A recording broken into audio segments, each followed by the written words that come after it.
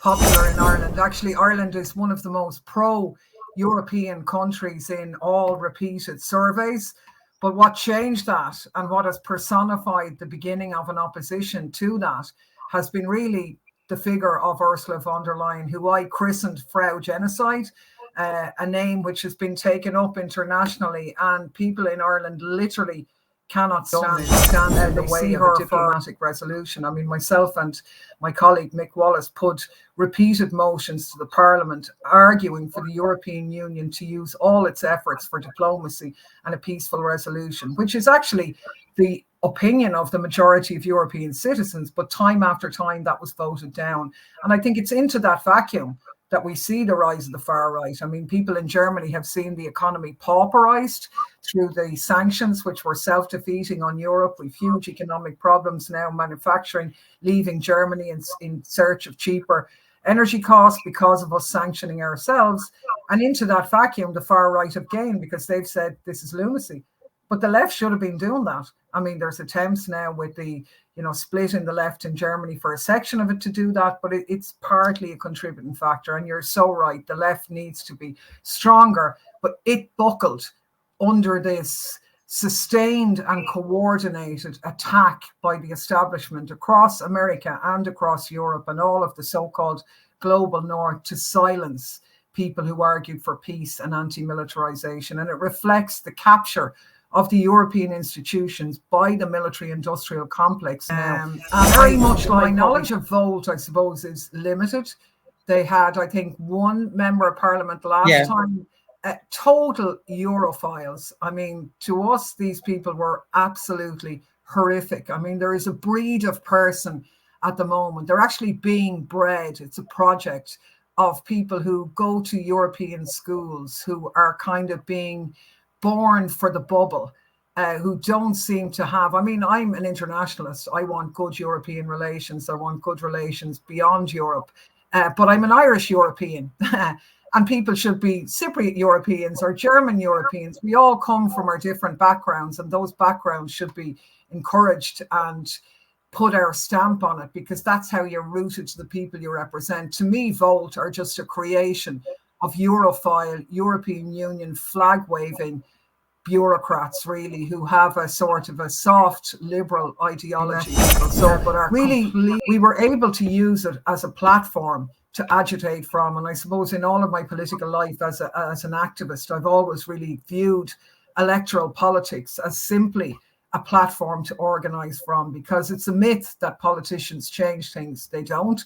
Ordinary people change things, organizing from below, often having to drag the politicians behind them. So once you're elected and you have a platform, it's harder for them to ignore you. And with the advent of social media, we've managed to generate quite a large social media following of people who get an insight into what's going on there because of following us on social media. On Tuesday, September 12th, I had the pleasure to sit down for an interview with Clare Daly. This was a day before the Israeli terrorist attacks with the pages in Lebanon, and that is why we don't mention the incident. Clare Daly is an Irish politician who was member of the European Parliament from Ireland from July 2019 to July 2024. She's a member of the Independents for Change and part of the left in the European Parliament. She was very active in politics from her teenage years and part of the Students' Union, and was a member of the Labour Party and a founding member of the Socialist Party. Since 2012, she has had a close political association with Mick Wallace. 2012 is also the year that she formed the United Left. Not sorted and stopped by more war, but by peace. We're Irish, we are European, we're international, and we're proud of it. And we are unique in our history, in our legacy of St. Bridget, in our legacy of rebel women who always stood against the tide. That we are glad to be different. We're proud to be different because we don't want to be part of a world dominated by the global north where militarism and might is right. That's not what we want. Our affinity lies with the global south, with the oppressed peoples, and we will use every might in our being to deliver that. So to our friends in the Irish Times and the political classes here, Do your worst, because we, by God, are going to do our worst, and we will not stop until justice prevails. Thanks so much, Melanie, for inviting me on and giving us the opportunity for a chat. Very important in these dark days. Yes, thank you for doing this, because I know you're very, very busy. You're trotting around the globe, from what I gather, doing lectures and talking and speeches, which is very important because you're continuing your advocacy for everything that is affecting the world, really, well, today. I suppose I've being in the European Parliament gave me the opportunity to visit probably almost every continent on the globe. And we've been to Africa, South America, Asia repeatedly, all across Europe. And ordinary people in every country think the same. They're all disconnected from the way in which society has been organized. They all want to live their lives in harmony and peace. And they feel very dissatisfied with the way in which the world is going. And the echo for our ideas and a different point of view, which actually isn't a different point of view, it's the old point of view. It's really just about standing up for the principles of international law, the type of world order that we need to have of international cooperation and the resolution of conflict and disputes through diplomacy and peaceful means rather than war. But what we see is the capture of the institutions of power in the West in particular by the military-industrial complex, who are distorting reality at a time when we should be cooperating to face the biggest challenge facing us all, that of climate change. So I think there's an enormous echo for those ideas everywhere, but everywhere they're being silenced in the mainstream. So it's so important that we do get to chat like this. Well, I was talking with a friend the other day, and we were saying exactly this, that mainstream media and the mainstream narrative would have you believe that we are the radical ones or you are the radical one, when it's not radical. You're just asking for what is right and for what is morally correct. And it's so distorted, the way they present that it is okay to massacre children in the name of, it's not self-defense, it's colonialism. But let's start with the fact that you were not re-elected as member of the European Parliament and you lost your seat. Do you believe that your stance about Palestine, but also the way you, I'm not going to use the word attacked because it wasn't, the way you confronted Ursula von der Leyen and her cronies in the European Parliament, do you think that played a role? Oh, absolutely not. Quite the opposite. That platform was incredibly popular in Ireland. Actually, Ireland is one of the most pro-European countries in all repeated surveys. But what changed that and what has personified the beginning of an opposition to that has been really the figure of Ursula von der Leyen, who I christened Frau Genocide, a name which has been taken up internationally, and people in Ireland literally cannot stand her. They see her for exactly what she is, a genocide enabler. She greenlighted Israel's attacks, stood and used the name of European citizens when she had no right at all in law or in the treaties to do that, but yet the leaders of Europe allowed her away with that. So that was incredibly popular in Ireland, actually. Most people in Ireland agree with that. I suppose one of the reasons why we didn't get re-elected, well, first of all, I'm an independent. It's always difficult as an independent. I think it's always difficult as well, particularly in Ireland, because there's no real coverage of what goes on in Europe. So people didn't really get to see what we were doing. And the mainstream media from the middle of our mandate, particularly around Russia's invasion of Ukraine, distorted our position for peace. I don't know what it was like in Cyprus, but pretty much everywhere else, if you argue for peace in Ukraine, you're a Russian apologist. It didn't matter. I remember you were called that, and actually you were called a lot worse. You were called a collaborator of the Russians, a Russian proxy. You were called all sorts of things, but you stood your stance and said that exactly that. Well, that was more of a factor because people in Ireland understand Palestine. I mean, we were and are occupied. A part of our island is still occupied by Britain. We had an affinity, and Irish nationalism always was very internationalist. We have an affiliation with the global South, being a country which is occupied, but yet in the heart of the Western world with big connections with the US and that, for example. But that affinity with Palestine runs deep. Our understanding of Russia, though, is completely different. We're on the other periphery of Europe. We don't know much about it. We know a lot about the US from television, from language, from Irish people who emigrated, but we don't know much about Russia. And it's easy, and the military-industrial complex needs a bad guy. And it's easy to demonize the Russians. And of course, we condemned Russia's invasion. It was illegal under international law, and every vote we did that.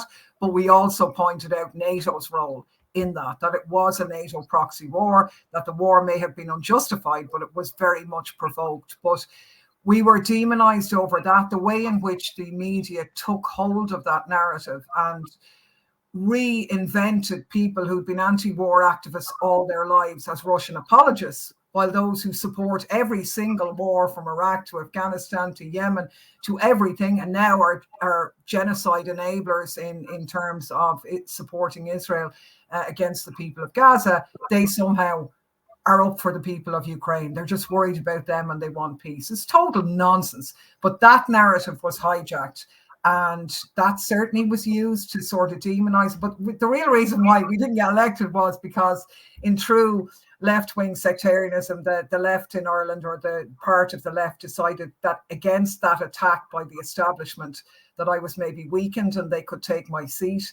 We warned them that that wouldn't happen, that what they would do would be split the vote and lose the seat to the left. And we were sadly proven right. We nearly made it, but they split the vote and the seat was lost to the left. But look, what can you do? Well, this is something that I noticed. I mean, Cyprus left lost a seat as well. So instead of 2 MEPs, now Cyprus has 1 member of the European Parliament. And that is in correlation to the rise of the far right and the extreme far right. We desperately need voices of the left within the European Union and globally. So I guess it's just uphill from now on. Well, I think one of the reasons maybe why, and a contributing factor to the rise of the far right, is that the left, and in particular, I think around the war in Ukraine, I mean, the idea of left-wing people supporting sending arms to prolong a conflict and somehow addressing that up as helping people in Ukraine when all they've done is stand in the way of a diplomatic resolution. I mean, myself and my colleague Mick Wallace put repeated motions to the Parliament arguing for the European Union to use all its efforts for diplomacy and a peaceful resolution, which is actually the opinion of the majority of European citizens, but time after time that was voted down. And I think it's into that vacuum that we see the rise of the far right. I mean, people in Germany have seen the economy pauperized through the sanctions, which were self-defeating on Europe. We've huge economic problems now, manufacturing leaving Germany in search of cheaper energy costs because of us sanctioning ourselves. And into that vacuum, the far right have gained because they've said this is lunacy. But the left should have been doing that. I mean, there's attempts now with the, splitting the left in Germany for a section of it to do that, but it's partly a contributing factor. And you're so right, the left needs to be stronger, but it buckled under this sustained and coordinated attack by the establishment across America and across Europe and all of the so-called global north to silence people who argued for peace and anti-militarization. And it reflects the capture of the European institutions by the military-industrial complex now, very much like what we see in the US. I mean, more and more power is being subsumed into the center of Brussels, that Brussels bubble, where they have the ears of the lobbyists and the citizens are so far removed. So obviously the citizens are alienated and annoyed and frustrated, and rightly so. And unfortunately, the left, rather than confronting that, have sort of gone along with a lot of that official narrative out of fear of attack by the establishment. So, yeah. That brings me to my next question. So you are critical of the European Parliament and the way it works, and especially the fact that people are appointed there, just like Ursula von der Leyen. And it was today, actually, a couple of hours ago, she announced her commissioners in the European commission, and you just have to go down the list. So if we are critical, you are critical of the European Union and the European Parliament, why choose to be a member of the European Parliament? Can change come from within? Yeah, good question. And I mean, actually, I had been a member of the Irish Parliament previously, quite well known for challenging the status quo in Ireland, along with my colleague Mick Wallace. And both of us, as members of the Irish Parliament, noticed that more and more legislation was coming from Europe. And we said, wonder, should we go and see, can you actually change it? And let's go and see, will we stand for Europe? So we stood in 2019. Never with the view really of staying there long term or anything like that, but just trying to see for ourselves. And we were very skeptical, and maybe in the early days, we were probably thinking, yeah, can't change it, can't do anything here. We'll have to burn the place down. But actually what changed it was the very thing that began to demonize us at home. It was the war in Ukraine, because then we felt we were really in the right place at the right time, because the position that we were arguing, which wasn't getting an outlet anywhere in Europe, was hugely received by citizens all over Europe. So even as we were being demonized in the Irish press as an embarrassment and a disgrace to Ireland, and we really were the living end, we had to be got rid of, even during that, there were large amounts of people in Ireland saying, thank goodness that you're there, that somebody is arguing and the voice of reason and diplomacy and common sense. And across Europe, everywhere we met people. So really, we were able to use it as a platform to agitate from. And I suppose in all of my political life as an activist, I've always really viewed electoral politics as simply a platform to organize from, because it's a myth that politicians change things. They don't.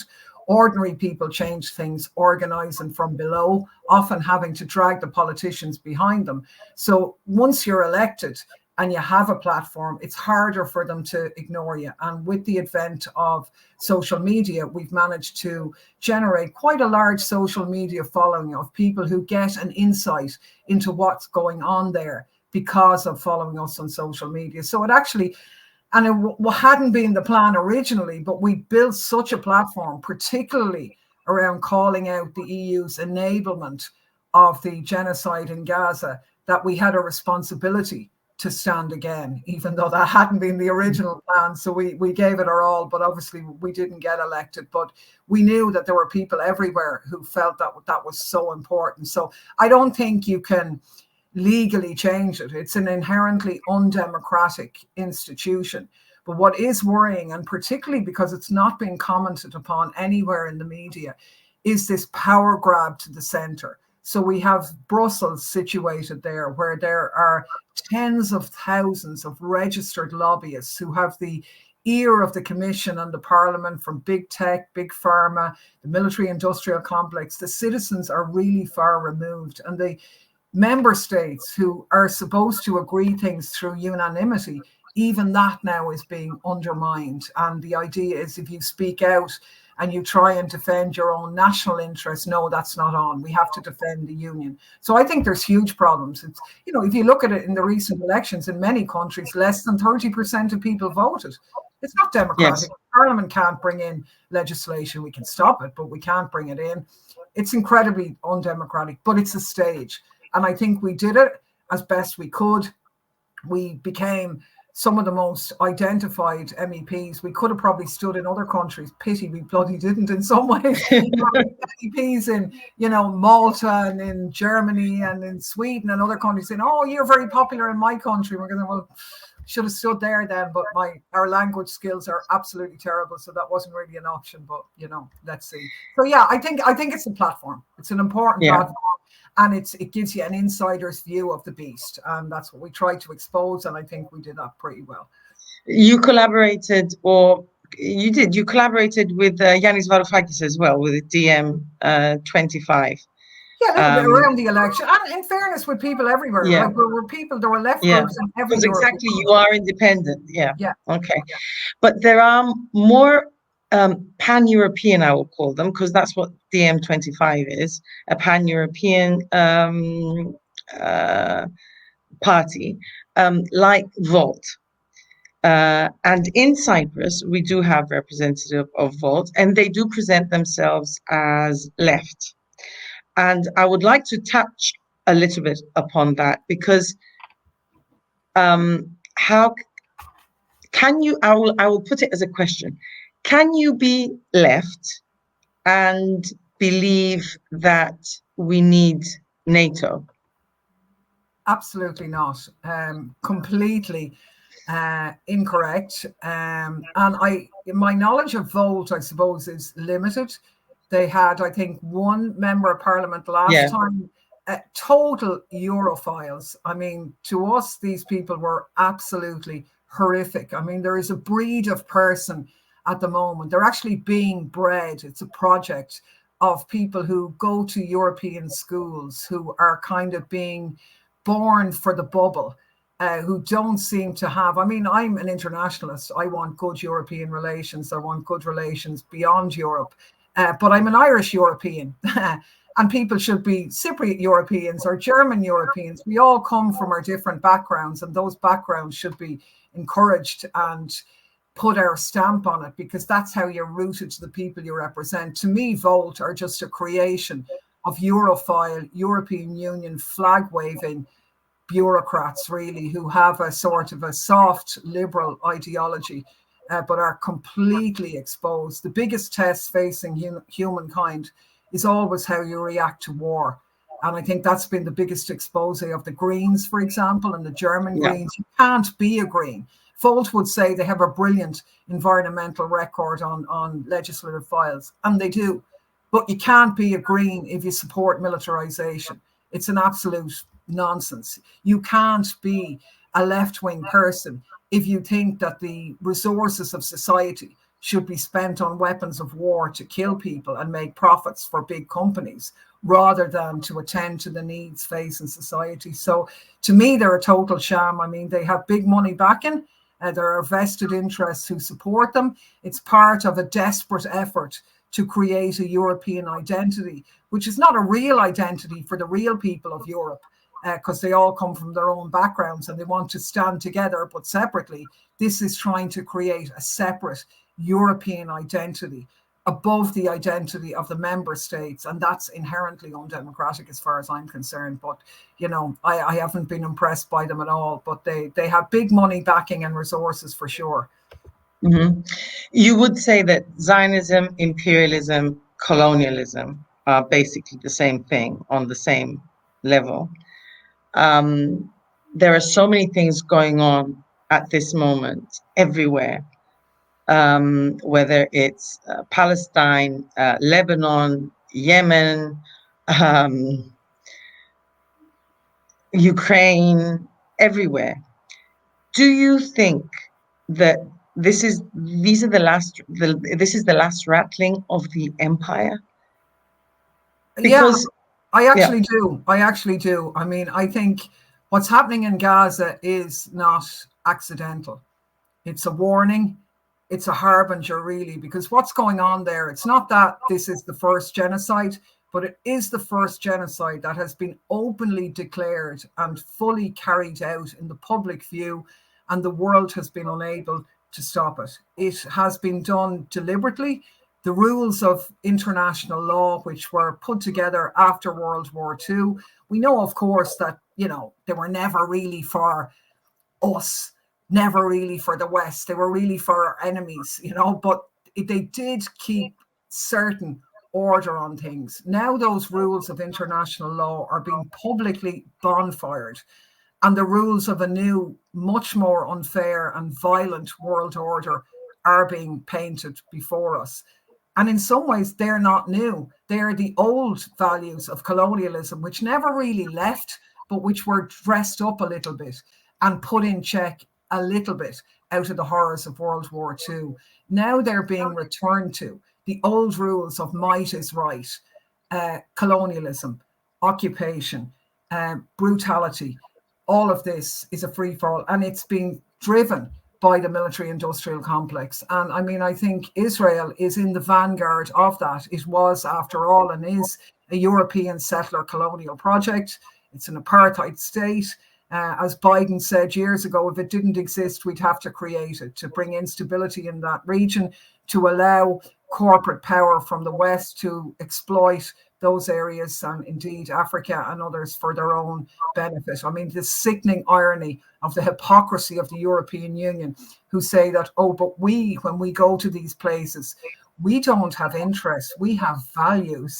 They're in there exploiting these countries for their own resources, of private energy companies of France or Germany or whatever, to make profit. And then out of that instability, when desperate people try to flee the effects of war or the climate change that we've inflicted, the same big companies benefit from the big contracts to keep them out of Europe's borders. So yes, I do think this is the sort of dying days of US empire, who are desperate now, under threat from China, not militarily, but economically.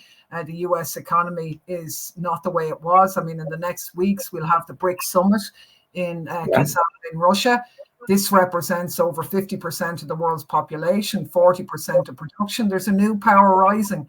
The days of US dominance are at an end, but as we always say, the last bite of a dying snake is the most dangerous, and we live in incredibly dangerous times where the lunatics have taken over the helm of the running of Western society, where decisions are being made that are blatantly against the wishes of the citizens, and yet they continue to repeat all the time and to be a vassal state of the US against Europe's interests. It's crazy. The only positive on that is that out of the horror, and it's dreadful that it's taken the horror of Gaza for many people to wake up to this, but loads of people in Europe have had an awakening. They now see the European Union differently. I mean, a lot of people in Ireland actually believed all the nonsense that the European Union was about values and democracy and rule of law and all this nice stuff.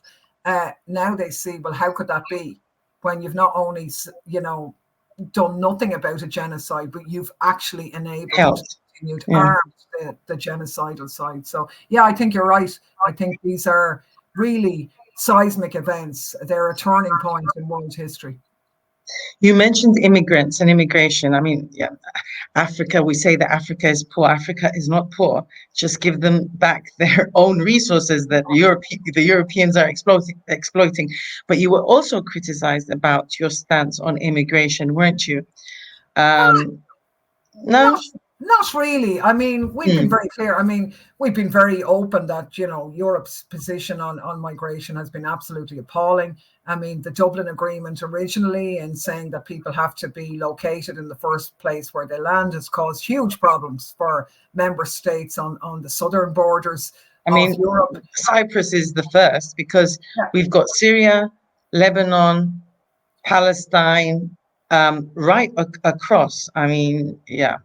Well, and you have these sort of bleeding heart liberals in maybe, France or whatever, saying, oh, Cyprus and Italy, these are racist and you're terrible. But then they don't step in and say, come on in, we'll take a big load of people here. So this idea of European solidarity is very low. But look at, in the overall scale of things, the numbers seeking or who manage to get to Europe's borders are really very small in comparison to our population. We are in desperate need of a workforce in whole parts of Europe, and really migration is just used in the same way as it always was, to divide and rule, to have a convenient scapegoat to blame the problems of Europe on, when in actual fact the problems are those at the helm who control the economic resources and who are the ones who destabilized those countries in the first place. So it's the old tactic of divide and rule. There is, unfortunately, there has been a huge move to, I suppose, radicalize people around migration. And because people are so lost in the way in which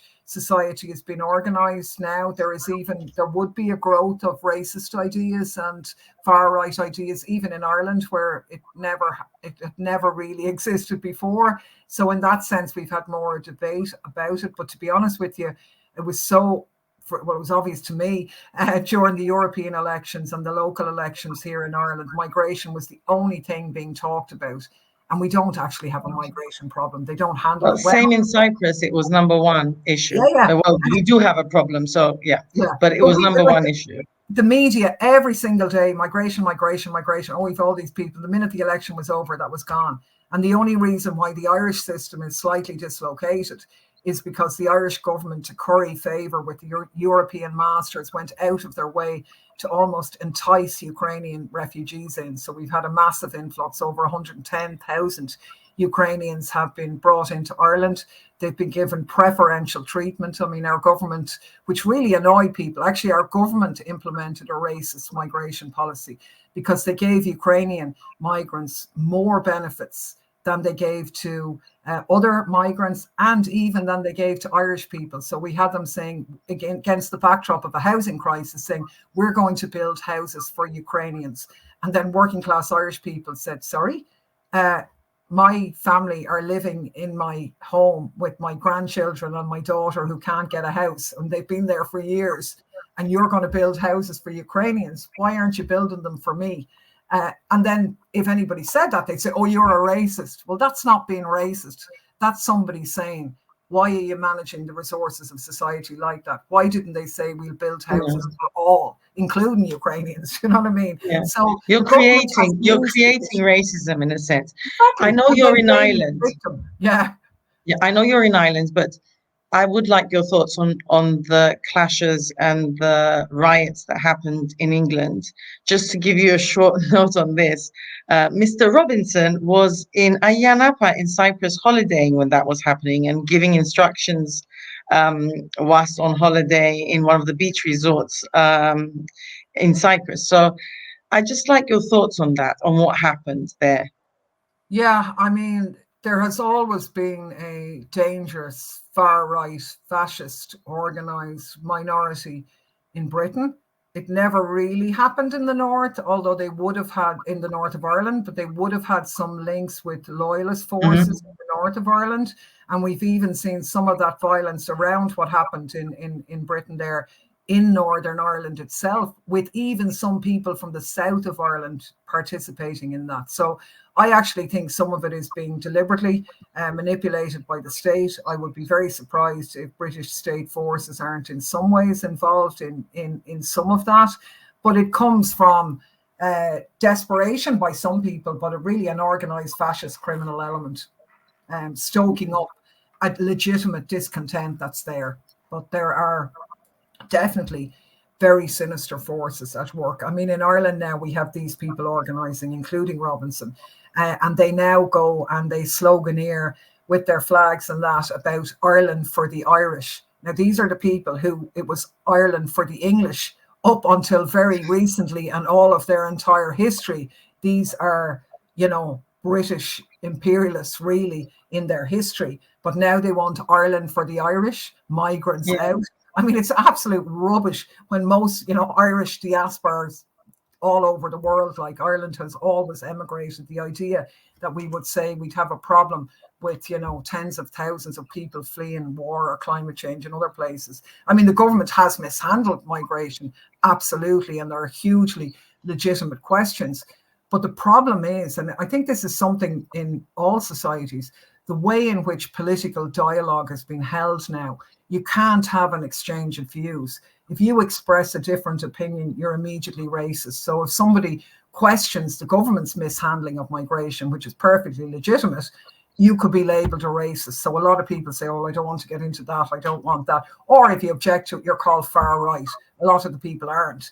They just see the double standards that are there and they don't like it. And the left hasn't been active enough in the communities around the real issues that are the problem. Because if you look at the numbers of migrants and newcomers into Ireland, I mean, when the European Union enlarged, we took in well over 100,000 Poles and Latvians, and then there were a spike in ordinary asylum cases at that time. The figures aren't dissimilar to what they are now, but the difference now is that when that happened, those people had houses to live in and they were all allowed to work. Now there's a massive housing crisis in Ireland and it's growing throughout Europe, and they're not allowed to work.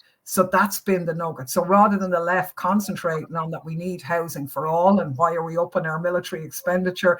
Why are we wasting money on stuff like that? Why aren't we building houses for people? Why aren't we allowing people to work so we can get those houses built and all the rest?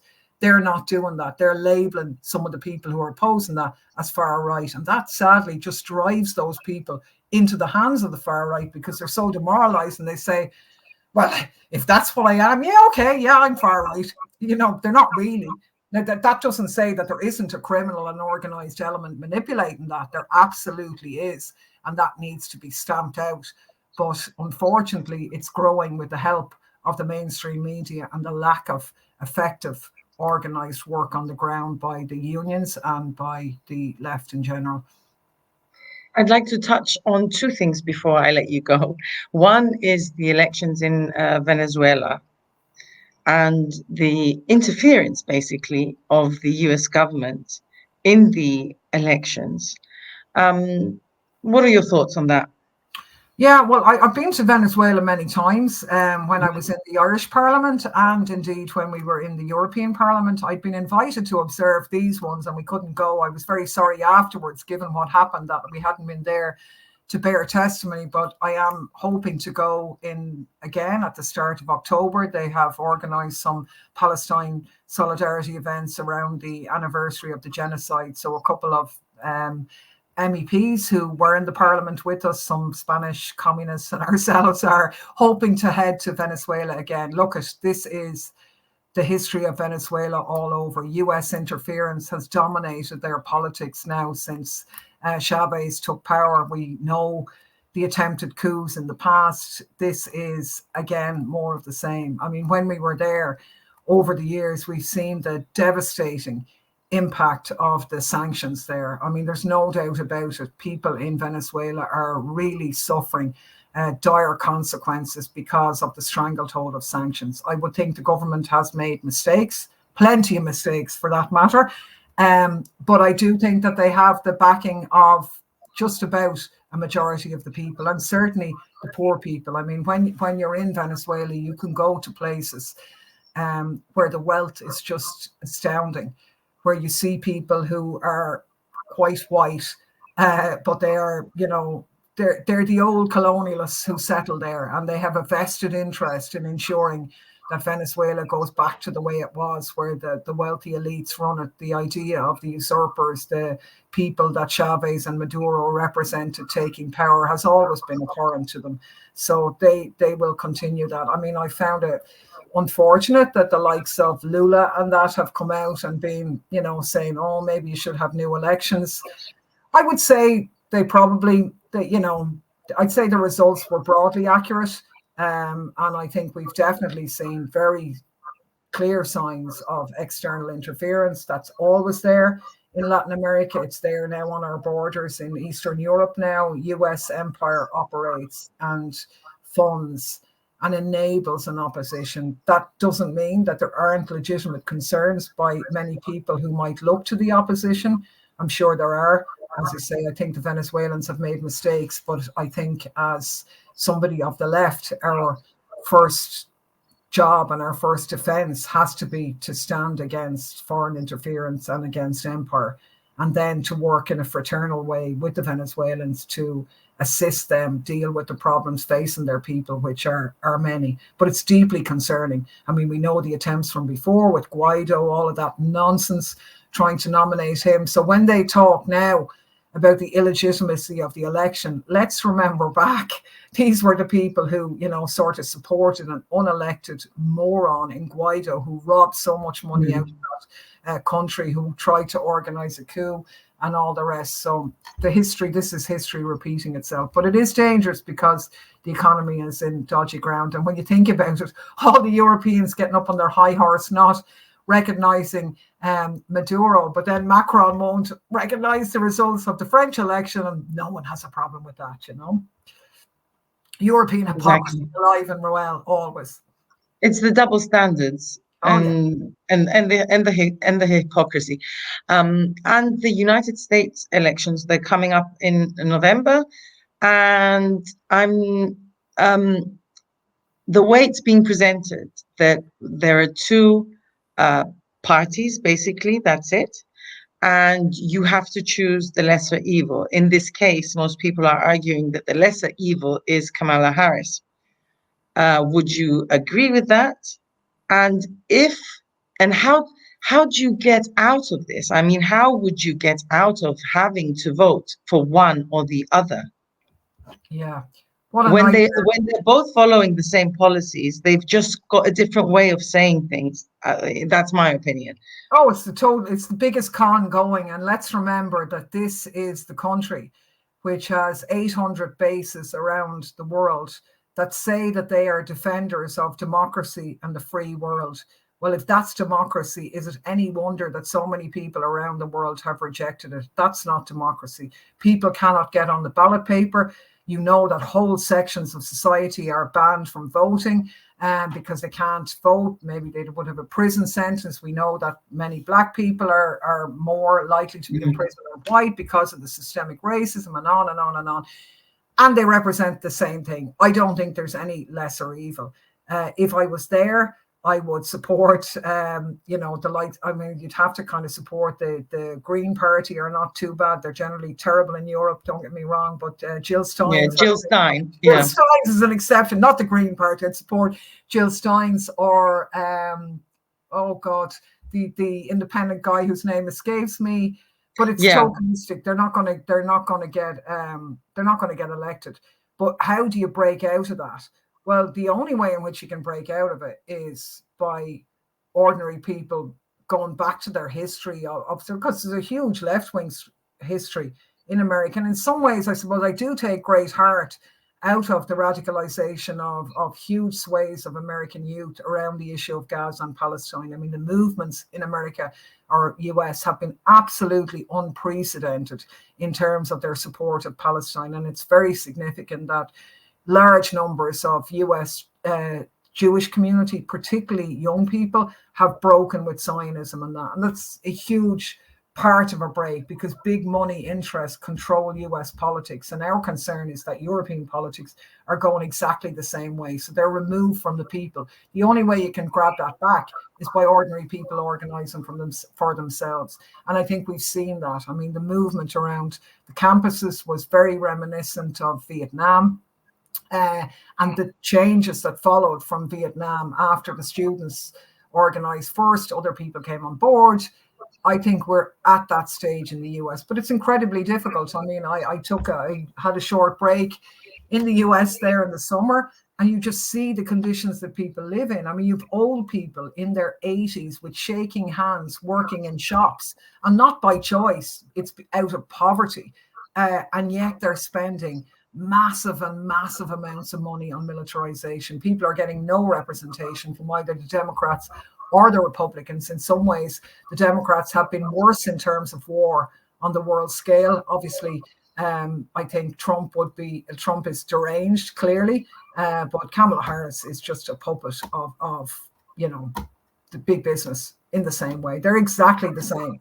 Exactly the same. There is no lesser evil as far as I'm concerned, and there's no shortcut. The people of America have to organize to break that system in an organized mass way. It's not easy, but maybe the developments on the world scale with the reduction of US influence, the growth of the BRICS countries and so on might put some manners or might wake up some people. Who knows? But definitely lunacy all around. We're going back to social media. I don't know if you saw it. There was a video going around from TikTok, I believe. US soldiers were watching the Kamala Harris Donald Trump debate, and Kamala Harris came out and said, as of their Biden administration, there is not one single US soldier in combat at this moment anywhere in the world. And the camera was on the television, and then the soldier turns around, shows everybody in the barracks and says, "What the hell are we doing here then?" Because they are. But the narrative that they want, I mean, the Democrats, to put out that they are peace lovers and democracy lovers, but however, we will support Israel to defend itself, which is just. They are. I mean, that's why they're nearly worse. I mean, Trump appears to be a vile human being, but he is what you see. What you get, you see, what you get is what you see. That's less dangerous from what I can see, because people know what they're getting. The Democrats play a game, and Harris has played a game. I mean, it's disgusting. She has stood behind Biden throughout this administration as the US have enabled that genocide. It would never have started without the Democrats, without the US government, and it certainly would have been well over. One phone call was all it took. Quite deliberate. She was full part of that. And now she gets up and puts nice language around. People will see through that, of that, I'm sure. Nobody in the US is buying that. The rhetoric has been dampened down, but it's duplicitous. It's a lie. It's like what Obama did, the exact same thing. He was good looking. He was articulate. He was everything that Trump isn't.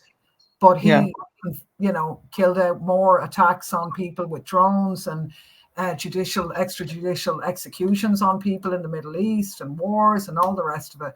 So I think it's just, they have their pet projects. One will be worse on Iran, one will be better on Ukraine, but all of them are in hock to the military-industrial complex, because you can't be president of the US unless you're financed to the tune of billions, and very few people have those resources themselves. So the paymaster comes looking afterwards, and if it's big pharma, big tech, big business, whoever it is, they want payback, and they'll get it, whichever one of those puppets are there. And the only way to stop that is the organized power of the people of the US, who are great people, or who don't want their taxes wasted on war. But the indoctrination of militarization in US society is quite shocking. And their lack of knowledge of what goes on around the world is quite shocking. I mean, when I was in the US, all the shops would have discount for veterans, and it wouldn't be unusual. Now, I was in the south of America, which is more conservative, but they'd say, thank you for your service, if somebody came in and tried to get a discount. If you went to a show, there might be, have we any veterans or some members of our military here in the audience? Please stand up, ladies and gentlemen. Offer here. That's an Irish person from a neutral country. I'd never seen anything like that. Like, how much militarization is part of the political, way of life in the US, and how they think that they are helping around the world, when actually it's the destabilization influence of empire that is the biggest destabilizer globally. Mad stuff. But only the US people can see through that. And I don't want to be negative, because I'm not, because I think what we're seeing, these are very dark days, but there's always hope. And the hope is in the awakening of young people in the US and globally, who are understanding now the way in which their society is being organized. And I think particularly in the global south, we have a generation of new leaders in the former colonized countries, which are still the victim of Western influence, but they are not going to return to the old days where they're just going to be the slaves of the West. Burrell can talk about Europe being a garden and the rest of the world being a jungle. Well, it might be a jungle because Europe and the West made it so, but those people now are educated and they're demanding their fair share. That's not going to change. It definitely isn't. There is a new world order growing, but all the time when there's new life and something new giving birth is always painful. And I think we're in the painful stage at the moment. But you mentioned that Europe is waking up.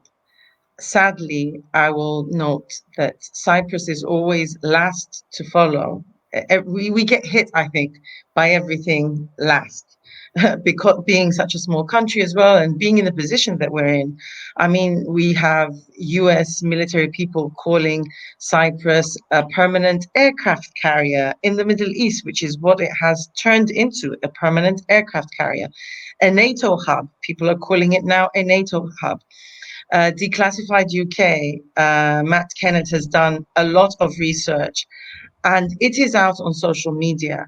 Not one media channel in Cyprus has picked up on it, saying and proving, because now you can track everything. I mean, I can go on Flight Tracker and I'll tell you which military C-13 is going off to Gaza from Akrotiri. We've got two bases, Akrotiri and Dikalia.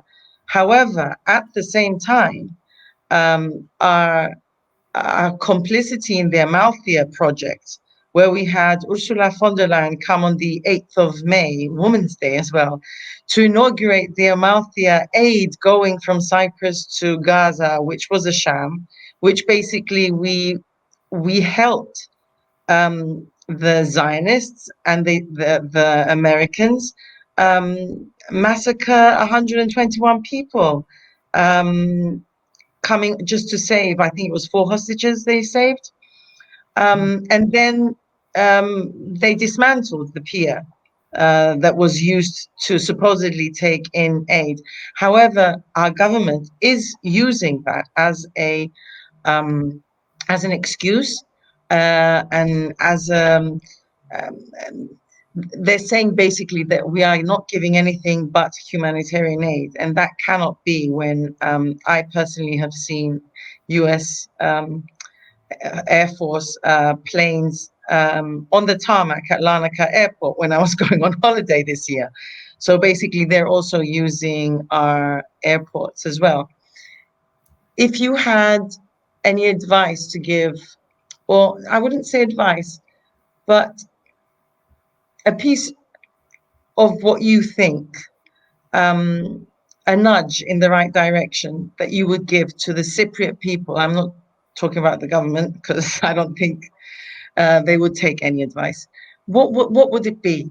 I mean, we're watching all this happen. I can hear, I'll send you videos. You can hear the planes going off, setting off from Akrotiri. We last week there were ospreys flying around my house. There was a phantom flying over my house in the middle of the night.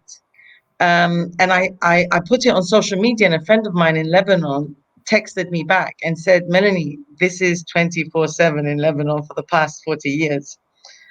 And I couldn't get over the feeling of feeling these beasts flying so close to the house.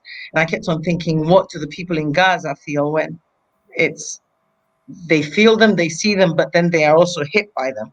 So what would your advice be to the Cypriot people? What can we do to motivate, to stand up to what is going on?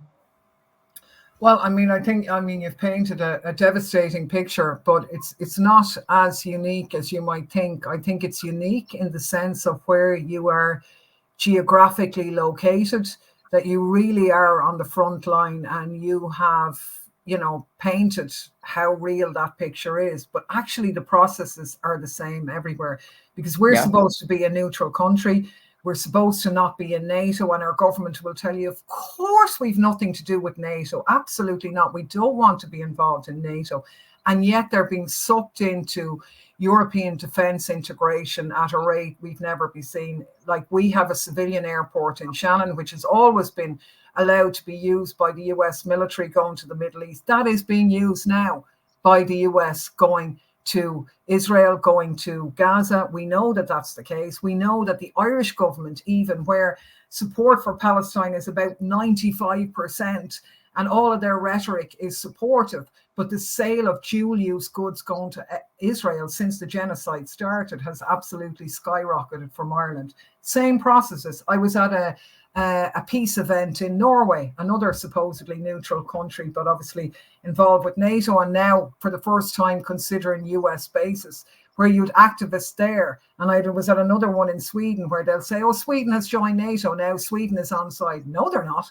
People in Sweden, people in Norway, people in Ireland are all, albeit in small numbers, beginning to realise exactly the process that you've outlined in terms of Cyprus. So it's more developed in your case because of where you are, but the exact same processes are going on elsewhere. So I think the advice really, and what we try and do in Ireland and around all of the Palestine solidarity events, is their whole process of political education. I mean, while there are many people in Ireland who never heard or understood what was going on in Palestine in terms of the Nakba or any of that until October the 7th, either young people or even some older people who maybe believe some of the propaganda that it was kind of like just a two-sided thing.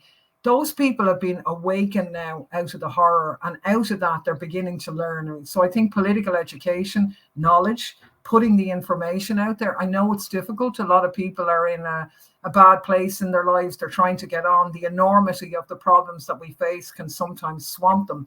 But we need to link up like we're doing now, like the events we were at in Norway, like the events in Sweden, for people to realize in all of our little countries, we were the neutral ones. I mean, Ireland is a tiny country as well. And when we joined the UN, we brought in and were instrumental in treaties being formed, which ended nuclear non-proliferation. Now they're doing everything they can to basically get into NATO. How the hell did that happen? Because our institutions have been captured, our media has been captured. Actually, even though a lot of people may not realize what's going on, I think we can open their eyes a bit more, because they certainly, I think they realize the system is broken now out of the horror of Gaza. Not everybody, but large numbers of people. And the only way to fix something is first realize that it's broken. And I think we are getting to that stage. So I think we have to educate, agitate, and organize. No new formula. The old ways are always the best. We have an opportunity now with social media. We have an opportunity now. It's easier to travel and connect online. But I do think there's a responsibility for all of us across Europe to begin to develop that and to realize all the things we have in common and reclaim the institutions of power from the people who basically robbed it in the interests of big business. So yeah, educate, agitate, organize, as always. Thank you so much for helping me end on a positive note. And hopefully things will get better sooner rather than later, because the loss of life is immense and the suffering is also immense. Thank you, and I wish you the best of luck. Thanks so in much. whatever you do. You too. I'll see you on the streets. I know I'll see you on the streets. Absolutely. Absolutely. Thanks a million. Thank you.